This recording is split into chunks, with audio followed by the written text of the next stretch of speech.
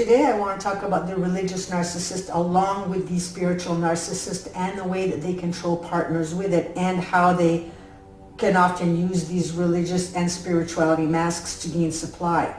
So hi everyone, my name is Deanna King, for those who don't know me, and this channel is all talk narcissism and codependency. Narcissism is here, and as we see the numbers rise in narcissism, it looks like they are here to stay. So it's important to know who and what we're dealing with in order to stay safe, physically, spiritually, emotionally, mentally, and financially. So keep researching. Get as much knowledge in you as possible. So let's dive right in and start with the spiritual narcissist. The spiritual narcissist will give a guru, teacher-like illusion to others. They'll proclaim to be serious in meditation and yoga practices. They'll act as though they are humble like a monk. You'll see them eating clean food such as salads and fresh fruit and vegetables, but behind closed doors they're chomping down a 2-inch steak.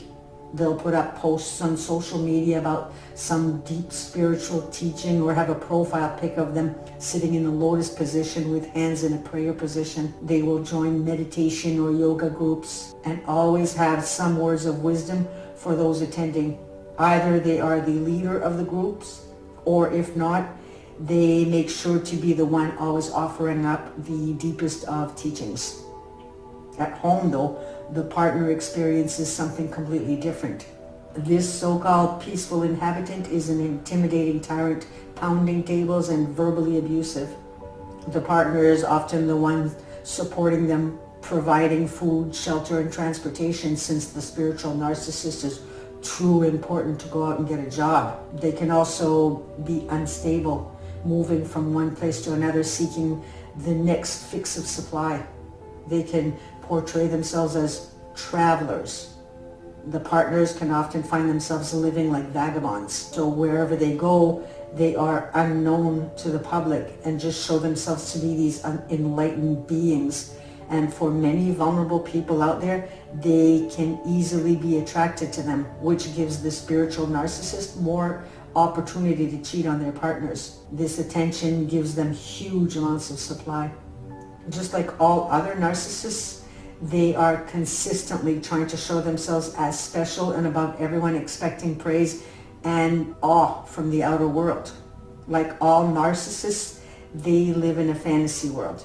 They want to see themselves and want others to see them as powerful, omnipotent, and want to be an influence to the world. So when you think about it, they actually want to be God. And what better way to have others fall at their feet in awe of them and hanging on to their every word. Okay, so let's take a look at the religious narcissist now and how controlling these characters are. The religious narcissist can actually be quite dangerous. The religious narcissist is authoritarian. The partner mustn't have opinions of their own, because that will be met with harsh judgment and possible threats to end the relationship. There is no individuality for the victim or freedom if you're with a religious narcissist. First of all narcissists are controlling and expect you to obey, but the religious narcissist has an extra hand to play with, which is the creator, and that gives them the motive to become even harsher or more commanding and demanding. They demand total and complete submission without question, without explanation. You are not allowed to question their authority. In their minds, they are God. They use this exploitative tactic to isolate family members such as parents, siblings, and cousins from the victim, and often allow only the church members as part of their social life. The victim finds themselves completely isolated from the outside world with nowhere to turn. Living with a religious narcissist can be extremely hard because they will keep their victims in constant fear. They'll use quotes from holy books to control their partners, and then the same quotes as an excuse for their bad behavior. For example, they'll use Satan as a way to get you to obey by telling the partner that not obeying can bring Satan into their marriage, but use Satan's temptation as the reason that they cheated. See, they can blame somebody else. It's not their fault, it's Satan's fault. They will talk about the wedding vows that states "till death do us part" to get the partner to stay, and the use of quotes about wives needing to obey their husbands while they continue to abuse them, expecting the wife to serve up dinner after vomiting horrible names and insults at them. Some will manipulate the partner into letting go of friends or family members by stating that these people are not pure in the eyes of God, and use the quote, "I am a very jealous God," to further isolate the victim. Obey is one of their number one words that they have in the back of their minds. Obey is in the back of the mind of all narcissists, but when it comes to the religious types, they use that one to their full advantage. If the partner wants to seek some sort of couples counseling, the narcissist will seek out the help of a priest or a pastor, knowing full well that this pastor will bring up their own quotes in the Bible like love one another and forgive. But speaking of forgiveness, as much as the narcissist continues to pull quotes out of a hat and brings that one up when they cheat, they are the last ones to display any kind of forgiveness. I met this woman once who had been in an abusive relationship with the same man her entire adult life, and as far as I know, they are still together. The things that that man did to the children growing up and the wife, I know because one of them was my client that I worked with. These kids went from ridiculous, unnecessarily poverty to never knowing when the father was going to decide to move the family, taking the kids out of school, dab in the middle of semesters, because God had spoken to the father about this. The mother, who I met once, she wanted help. But after one session, her husband did not allow her to return. But she did show me recording after recording of the horrible yelling that took place with him and the horrific things that he would say. But although she was recording, obviously she knew that he was wrong. She couldn't get off the subject of the devil. There was no talk about her faith or the love that she had for this religion that she was in. It was all Satan talk and how Satan was going to get her if she didn't walk the line. She had been severely programmed, and to be honest, I really don't know that I could have helped her. But all of this to say how dangerous a religious narcissist can be to the mind of another. I mean, look at cult leaders. Narcissists who become cult leaders often use their charm and charisma to manipulate and control others. These are people who are overly focused on themselves, craving admiration and power. They create a distorted reality where they are the center of attention and their followers must obey their every command. These leaders, they prey on vulnerable individuals, offering them a sense of belonging and purpose in exchange for unwavering loyalty. They use persuasive tactics to convince their followers that they alone possess the truth and wisdom. Anyone who questions or criticizes them is swiftly shut down or ostracized. Cult leaders exploit their followers for personal gain, whether it be financial, sexual, or emotional. They often isolate their followers from family and friends, creating a dependency on the cult and its leader. And this manipulation can lead to psychological and emotional harm for those involved. Narcissists who turn into cult leaders have a big ego. They believe that they're special and superior to others. They create a world where they're the ultimate authority and everyone else must obey without question. And one example is Jim Jones, who led the People's Temple in 1970s. He convinced over 900 people to move to Guyana and live in a commune called Jonestown. Jones controlled every aspect of their lives, even down to what they could think and feel. And then when some members tried to leave, he ordered a mass suicide, resulting in the tragic deaths of hundreds of people. And another example is Charles Manson, who formed a cult known as the Manson family in the 1960s. Manson manipulated his followers into believing that he was a prophet with a divine mission. He used fear and mind games to maintain control over them. Ultimately, he directed his followers to commit a series of gruesome murders, including the famous Tate LaBianca killings. I believe that's the right name.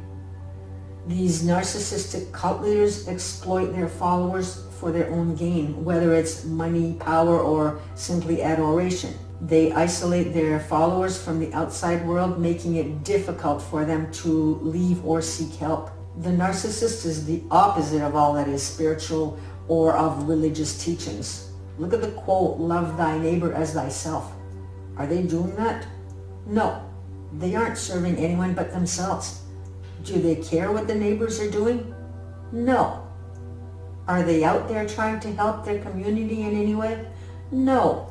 I knew this one narcissist that went to church every Sunday, although he was opposed to all of the teachings.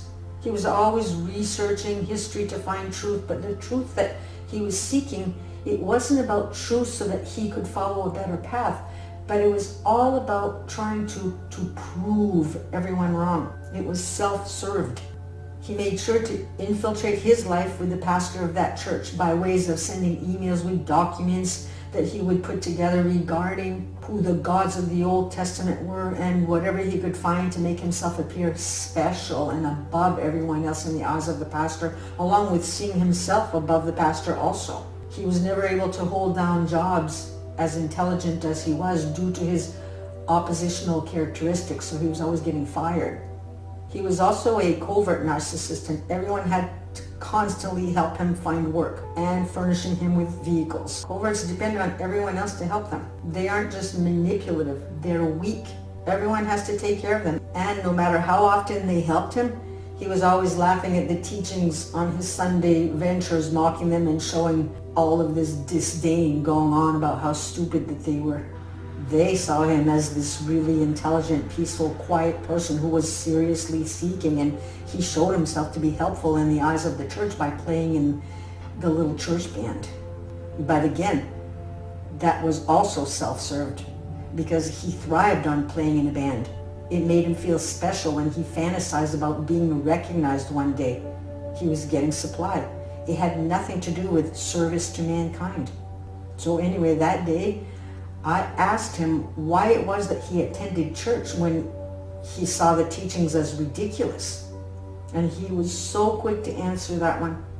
It was simple to him. He said, "For when I need help." And sure enough, they always found him employment and gave him a vehicle the very day that he cried the blues to them. Narcissists are not nice people, regardless of what type of narcissist that you're dealing with. And since we're on the subject of religious narcissists, here's a little something the Bible talks about regarding narcissism in Timothy 3.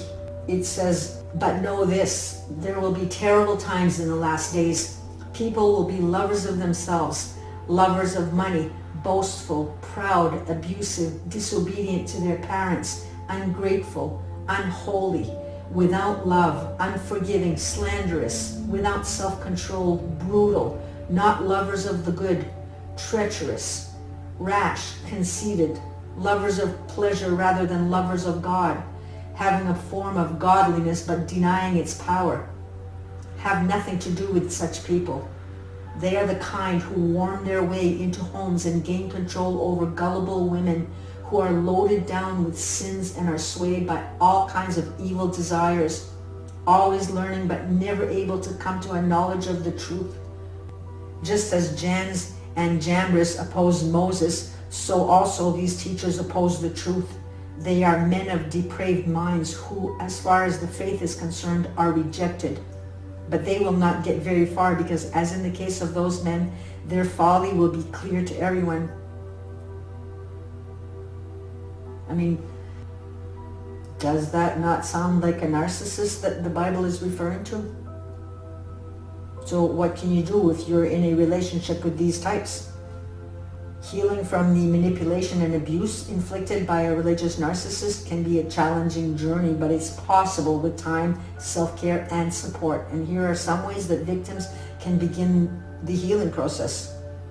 First of all, acknowledge the abuse. Recognize and validate your experiences of manipulation, control, and emotional abuse within the religious context. It's important to acknowledge that what you're going through is real and not your fault. The second one is seek professional help. Consider working with a therapist or a counselor who specializes in trauma, narcissistic abuse, or religious trauma syndrome. Therapy can provide a safe space to process your feelings, gain insight into the dynamics of the relationship, and develop coping strategies for healing. And I know for many of you, you can't just slip out of the house unnoticed, but there are therapists that you can talk to online, myself included. You need to be connecting outside of this world that you're in so that you can get a clearer perspective as to what's happening. Practice self-compassion. Be gentle and kind to yourself as you navigate the healing process. Recognize that healing takes time and patience, and it's okay to prioritize your own well-being. You can stop feeling guilty. Practice self-care activities that nourish your mind, your body, and your soul. Challenge distorted beliefs. Religious narcissists often distort religious teachings to justify their abusive behavior, so take time to reevaluate your beliefs and interpretations of religion, separating them from the toxic influence of the narcissist. Seek out supportive religious or spiritual communities that promote healthy, compassionate values. Engage in healing practices. Explore healing modalities such as mindfulness, meditation, journaling, creative expression, or spiritual practices that resonate with you. These practices can help you reconnect with self, cultivate inner strength, and find peace amidst the turmoil. Then you want to connect with supportive communities. Seek out support from friends, family, or online communities of survivors who understand what you've been through or what you're going through. Sharing your experiences with others who have walked a similar path can provide validation, encouragement, and a sense of belonging. And again, you can find support groups online. Where there's a will, there's a way. Focus on personal growth. Use your experiences as an opportunity for growth and self-discovery. Explore your strengths, your passions, and goals, and take steps forward to create a life that aligns with your values and aspirations. Get back in touch with you. Did you draw or paint? Get back into that. Do things to help you reconnect with self so that you can remember who you are. Remember that healing from religious narcissistic abuse is a gradual process, and it's okay to seek help and support along the way. You deserve to live a life free from the grip of manipulation and control. And with time and effort, you can reclaim your sense of self and cultivate a brighter future. So this is all for today.